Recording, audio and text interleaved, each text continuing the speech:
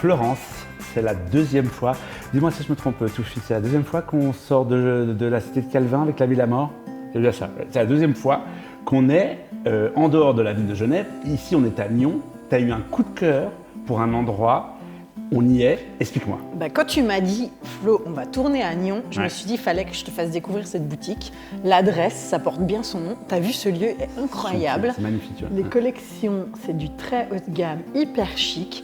Et ce qui comptait pour moi, en fait, c'était de te montrer comment c'était. Parce que souvent, tu m'as vu habillée par l'adresse et tu ne le savais pas parce qu'en fait, je viens ici pour m'habiller quand, tu vois, j'ai des événements, des choses où je veux être jolie, chic, bien habillée. C'est là que je viens. Ici, tu as un vrai conseil et ça se perd, ce conseil. Tu sais, avec Internet, maintenant, tu achètes. Quand tu n'es pas content, tu renvoies. Mais tu n'as plus ce conseil comme tu pouvais avoir avec les relookeuses. Hein. Moi, je suis ravi parce que j'ai vu que c'était essentiellement une boutique, on le savait, à Karl Lagerfeld. J'ai vu qu'il y avait beaucoup de choses au trophée de Karl Lagerfeld. J'ai vu qu'il y avait à l'entrée des petites trousses de toilette. Oui. J'avais aussi des sacs Paris Karl Lagerfeld. J'adore, rien que pour ça, je me dis, c'est un coup de cœur. Je suis très déçu qu'il n'y ait pas au moins un t-shirt pour hommes qui soit vendu dans cette boutique. Bon, et ça, je suis forcément déçu. Passer. Parce qu'à Megève, j'ai trouvé une boutique qui vendait du Karl Lagerfeld pour hommes, j'ai acheté un t-shirt.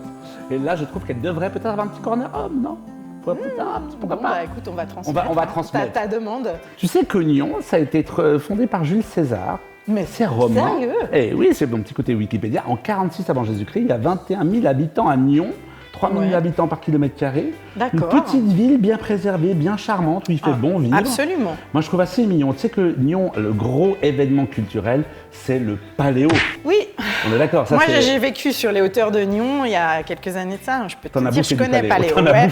Moi, j'ai connu le Paléo Festival en 82. J'avais donc 18 ans. J'allais en buggy. À l'époque, c'est ce que c'est un buggy? Ouais, bien sûr. J'allais en buggy à Maxi Depuis Puce, Genève. avec des pulls lama, des socolis, et il y avait John Baez, les débuts de Renault. Et cette année, alors ils ont quelqu'un de très audible qui gueule bien, c'est Céline Dion. Ah voilà, on va l'entendre jusqu'au lac. On va l'entendre, mais jusqu'à, je sais pas, jusqu'à Founet. Oui.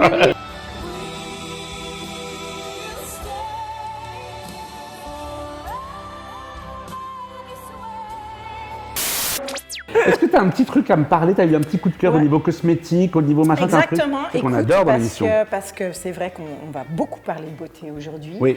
Et il y a certains quand même gestes au quotidien qu'on peut avoir pour être plus jolie. Tu sais que souvent on ressort d'un spa, d'un massage en disant « Ouais, mais je suis toute fraîche, tout ça ». Mais pourquoi? Parce qu'en fait, le sang circule. Et on oublie trop souvent que ces zones-là, particulièrement le dessous de l'œil, n'est pas assez stimulée dans notre quotidien. Ouais. Et puis quand tu te dis « Ouais, j'ai bonne mine de l'été », mais souvent parce que l'été, tu as fait du sport. Et donc, tu as activé vraiment ta production de collagène. C'est pas que le bronzage. Et le collagène, on en a plein, c'est mon cas. Moi, je suis en surproduction de collagène. Comment tu sais? Parce qu'un institut me l'a dit, en fait. Tu vois, toutes tes bonnes joues, là, ça, c'est une dire que tu as trop surproduction plein de de collagène. Alors, c'est la génétique, mais c'est aussi beaucoup de sport depuis la jeunesse. Parce que quand on fait du sport, on se secoue. Ça se secoue et ça stimule le collagène. Donc, moi, j'ai depuis... j'allais te dire peut-être 15 ans maintenant, une machine à masser. C'est la même machine que dans Sex and the City, elles utilisent comme vibromasseur.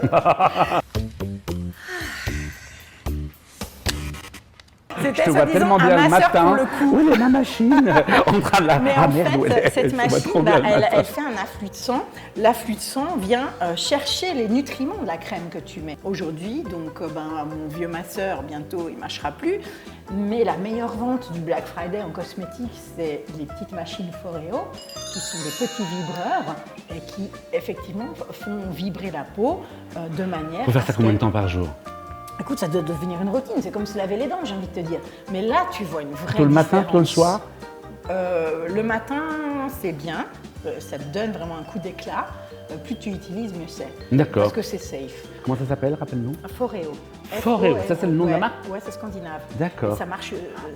Scandinave, ils sont très forts. C'est une vente, mais incroyable là pour les fêtes. C'est le truc qu'il faut avoir. Offrez votre Foreo. Voilà. Pour la crème de laquelle je veux te parler, pas besoin d'un 13e salaire non plus. C'est la gamme de produits Herborian. On en a déjà parlé dans l'émission il y a quelques temps. Oui. Tu aimes produits coréens. Les Coréens. Moi, je l'avais jamais vu en vrai. Alors les Coréens sont vraiment à la pointe de la recherche de la cosmétique. Alors c'est pas du tout de la cosmétique de luxe, mais finalement on le sait c'est pas du tout un besoin d'avoir des produits de qualité avec des belles signatures comme Dior, Lancôme, etc.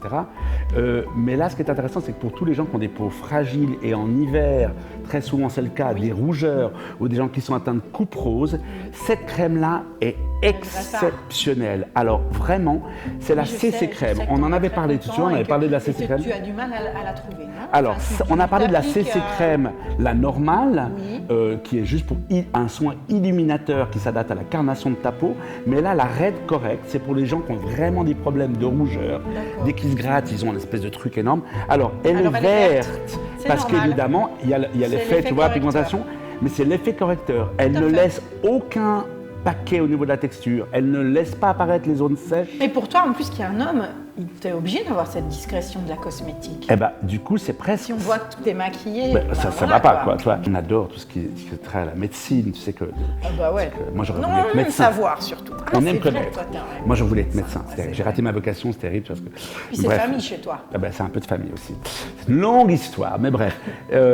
On a rencontré, il y a quelque temps, on a rencontré le docteur Mamour, que tu adores, le docteur Mamour. Le vrai, oui. Voilà, le vrai. J'ai la chance de rencontrer pas le mal de docteur fois. Espinoza à Genève. Accroche-toi, Josiane, parce que c'est là que tu vas verser. Figure-toi qu'il s'est associé avec un autre médecin qui lui aussi s'appelle Daniel, tout comme lui. DMD, les Dupont et Dupont de la chirurgie esthétique, qui viennent de faire un deuxième bébé à Nyon. Ça s'appelle la Clinique du Léman. Ton coup de cœur, c'est l'adresse. Tu m'as complètement convaincu. Je vais en parler à mes copines. Parce que je pense que c'est les mêmes clientes, écoute. Je pense aussi, c'est les mêmes clientes. C'est pas loin d'ici, on se rend tout de suite à la Clinique du Mans, voir les Dupont et Dumont de la chirurgie esthétique. Et moi, ils me font penser à cette série incroyable qui est devenue culte, qui s'appelle Nip Tuck. Ouais. Tu te souviens, ça commençait toujours par « Tell me what you don't like about yourself, Mrs. Luby. » Ça te dit de jouer à Nip Tuck? Oui. C'est parti, alors on y va. Loubet, it's French. Ah, oui, d'accord.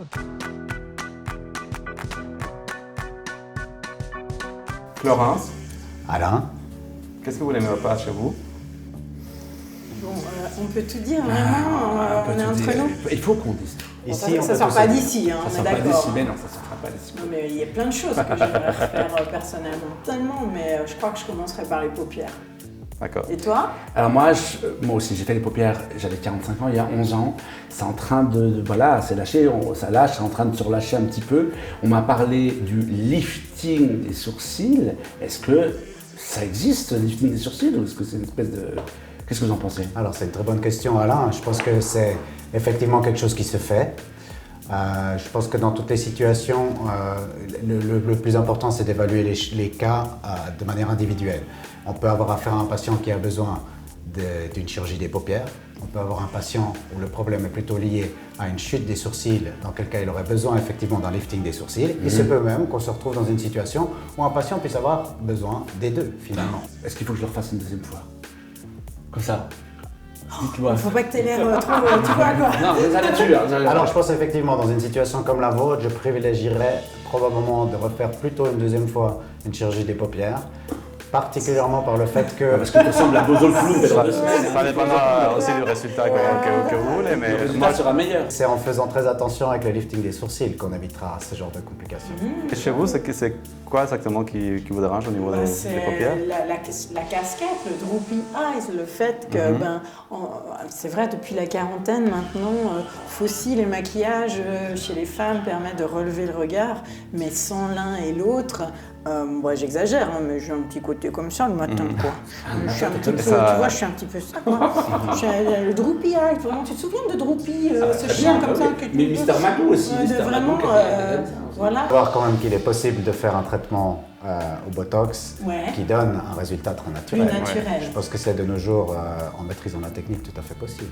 Oui, tout à fait. Mais c'est vrai qu'à un moment donné, la chirurgie s'impose comme celle sur... Ouais, donc je ne couperai pas au fait d'enlever cette peau en fait en trop. Oui. Ouais. Moi, si j'ai pas envie de repasser par la case chirurgie, Daniel, est-ce que je peux me permettre de refaire des injections pour remonter jusqu'à quel point ça va solutionner sans passer? Parce que c'est vrai que, même si ça date déjà 11 ans, j'ai pas forcément envie de repasser par cette case. Mais ça aussi, je pense que c'est une bonne question et c'est un sujet qu'il faut aborder. Tout dépend finalement de l'objectif que vous voulez vous fixer. Obtenir une amélioration par rapport à la situation actuelle avec quelques injections, peut-être un mélange, peut-être un subtil cocktail entre un peu d'acide hyaluronique, un peu de botox améliorera clairement la situation. Mais le fait de combiner les deux traitements, c'est probablement même ce qui, de nos jours, vous donnera les résultats les plus naturels et les plus convaincants. Bien que l'injection doit être refaite régulièrement, donc à moduler avec le budget Bien sûr, en fait, ouais, et oui, puis l'immobilisation que tu peux te permettre. C'est vrai que du coup, tu as toujours à l'esprit de refaire ton injection, alors que si tu passes par le bistouri, tu l'as vu, tu as été tranquille des années. C'est clair si vous voulez que c'est deux aventures complètement différentes. Ouais. Et puis certains patients aussi, en fonction de leur personnalité, quelque part, vont être plus enclins à choisir l'un ou l'autre des traitements. Parce qu'une gléno, c'est amorti sur 2 ans, 3 ans d'injection, à peu près. Environ. Hein. Oui, c'est Après, il y a des patients qui viennent avec des expectatives trop hautes qui ne pourront pas être atteintes avec des simples injections et où la chirurgie s'impose clairement. Et on doit leur dire, c'est notre devoir de leur dire, écoutez, ça, sans opération, vous ne pourrez pas avoir. Ah oui, ok. Et donc, vous avez dit que ça se passait très rapidement. J'ai pas besoin d'aller à l'hôpital, il n'y a pas tout ce cérémonial protocolaire d'une grosse opération en fait. Non, c'est une petite intervention. Qui se fait sous anesthésie locale. On le fait habituellement dans nos blocs opératoires propres, que ce soit ici, dans notre clinique de Nyon ou à Genève. Vous en avez un ici, de bloc. Là, on peut y aller tout de suite. Oui, on peut faire une petite visite si vous voulez. Bah ouais, non mais oui. Alors venez avec moi, je vais vous faire visiter. Avec plaisir. Alors on va commencer la visite par ici. Merci. Où on a là une petite salle plutôt pour l'esthéticienne. C'est ici qu'on fait tous nos soins esthétiques, comme les peelings, les micro-needling, les traitements de cryolipolyse. Des choses sans intervention. Sans besoin d'un geste médical de chirurgie. particulier. Voilà, Exactement, d'accord. Voilà. Ici, on a la salle d'attente. D'accord. On arrive ici avant d'être pris en charge, en fait. C'est ça, voilà. Et on a la première salle de consultation ici. Mais alors ici, la télé, elle est à l'envers. Alors en fait, il ne s'agit pas d'une télévision, non c'est notre simulateur, c'est un tout nouveau gadget qu'on a, qui est d'ailleurs assez nouveau et très rare encore, qui nous permet de faire des images en réalité augmentée pour les chirurgies mammaires. C'est super ça, parce qu'avant, comment on faisait pour avoir le volume, essayer de montrer, on ne savait pas trop. Est-ce que c'était trop peu d'implants, trop d'implants? Là, par rapport à la silhouette, on se rend compte tout de suite, en fait, par rapport aux hanches, c'est exactement si on veut ça. équilibrer. C'est très important pour un patient de pouvoir se projeter par rapport au résultat qu'il aura. Ça lui aide énormément pour le choix du volume aussi, qui est primordial dans ce genre d'intervention. Bah oui. Et le fait de pouvoir voir une esquisse du résultat avec un réalisme assez bluffant. Vous pouvez imprimer ça, elle peut repartir avec. C'est des simulations qu'on peut même vous envoyer par mail et vous pouvez jouer avec, faire bouger. C'est vraiment très intéressant. C'est quand même moins complexant que découper un magazine porno pour vous amener des photos de poitrine, pour vous dire non mais moi je veux ça, docteur. Bon, c'est pas toujours dans les magazines porno que les gens découpent les images. Des photos de poitrine. Mais effectivement, les gens ils viennent avec des exemples. Vous voyez alors.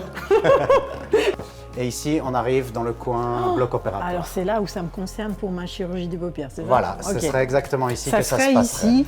Donc le patient est pris en charge dans cette première pièce ici. D'accord. Où il peut se changer, se préparer, également en post-opératoire se reposer un petit peu si c'est nécessaire. Le personnel, le chirurgien, les anesthésistes rentrent par ici. C'est par là, ouh là là. Alors ça, c'est inédit. Où on a un petit vestiaire. D'accord. Je vous laisse avancer. D'accord. On a exprès essayé de laisser cette vitre pour que le patient puisse justement guigner à l'intérieur du bloc opératoire.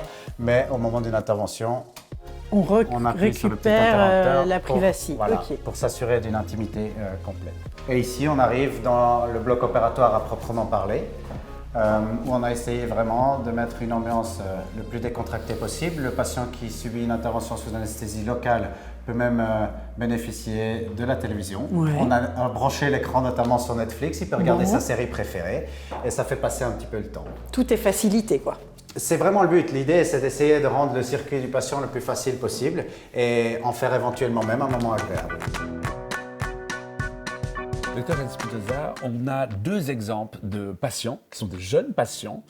Alors, ces 2 patients, un monsieur une dame, ils ont chacun leur histoire. Cette histoire, vous avez écoutée lors de la première consultation. C'est donc la première fois. Comment ça se passe? Parce que des fois, on a peur, on est très très inquiet. Quelle est la première approche que vous faites avec le patient? Alors tout d'abord, on doit bien expliquer aux patients, d'abord comprendre qu'est-ce qu'ils veulent, pourquoi ils font cette démarche et qu'est-ce qu'ils attendent comme résultat. Et en fonction de si leur demande, si on comprend bien leur demande, on pourra leur proposer un traitement.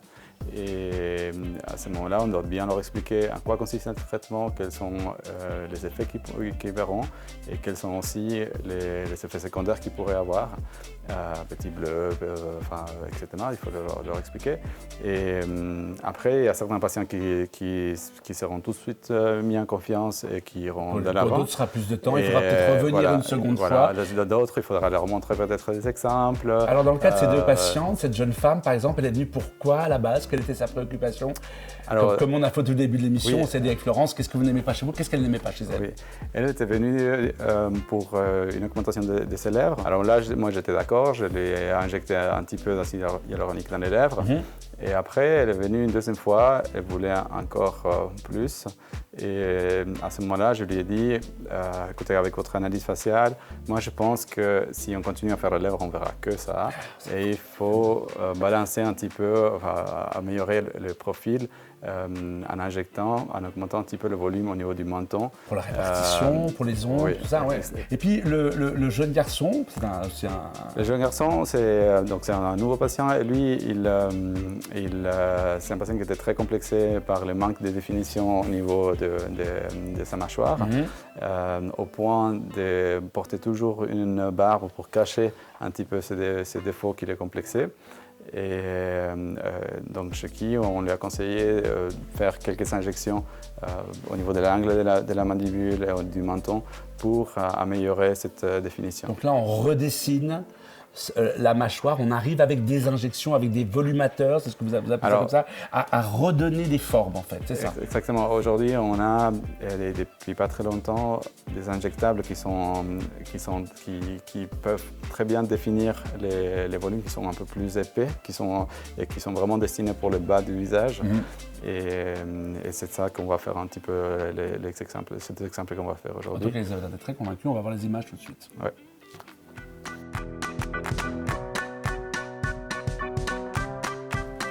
C'est vrai que d'habitude je porte toujours la barbe parce que je trouve que j'ai pas assez de volume justement là par rapport au reste de mon crâne, où j'ai toujours beaucoup plus d'épaisseur là avec la barbe. Et du coup voilà, c'est pour ça que je voulais vraiment avoir un peu plus de volume au niveau de la mâchoire pour avoir une mâchoire un peu plus masculine. Ce que je propose dans votre situation, c'est d'attaquer principalement ici avec redéfinir bien l'angle de la mâchoire, ici, d'accord? Ensuite, on va venir travailler un petit peu là, dans le creux de ce qu'on appelle l'abat-joue, qui est un peu l'excès de tissu là, d'accord? Et ensuite, bien redéfinir le menton, le projeter légèrement plus en avant, légèrement plus vers le bas, et venir estomper un petit peu ce sillon-là, et c'est ce qui vous donnera probablement une ligne de mâchoire plus masculine.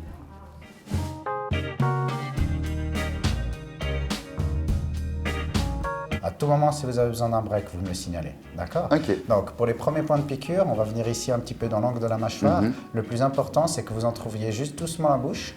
Comme ça, on est sûr que ce muscle de la mastication est bien relaxé. Et on va commencer doucement, d'accord? Ça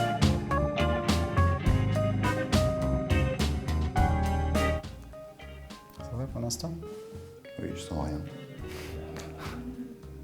Pique.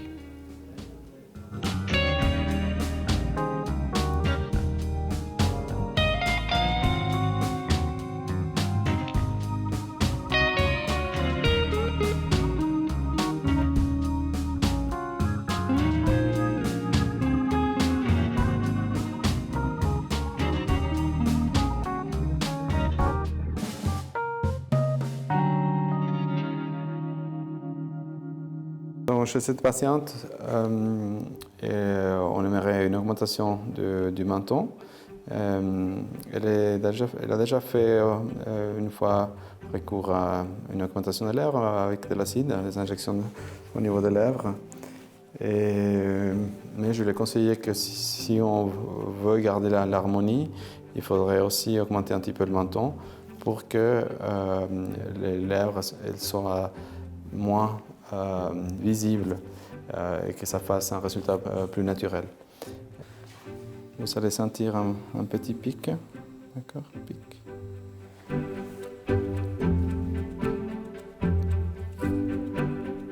Alors, vous allez peut-être sentir un tout petit peu.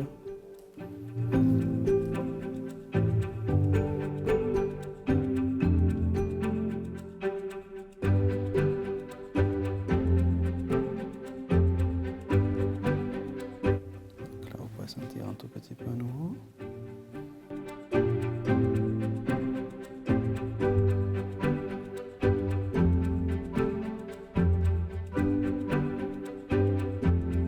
Ça va, vous aimez?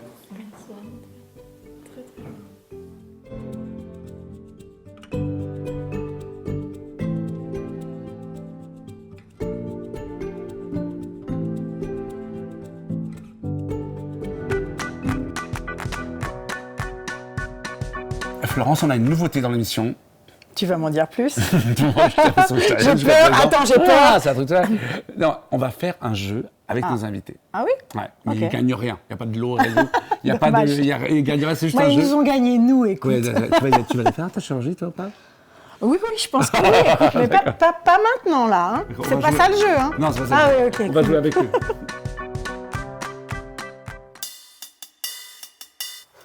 Kardashian. Dr. House. Gstaad. Georges Clooney. Catherine Deneuve. Catherine Deneuve. Audi Oh, Reit. peut-être. Ouais. Boutique Hotel. C'est pas Désolé. Non, mais parce que là. Joker. Dr. Troy. Dr. Troy, pour moi aussi, on va se battre. C'est va. Chirurgie.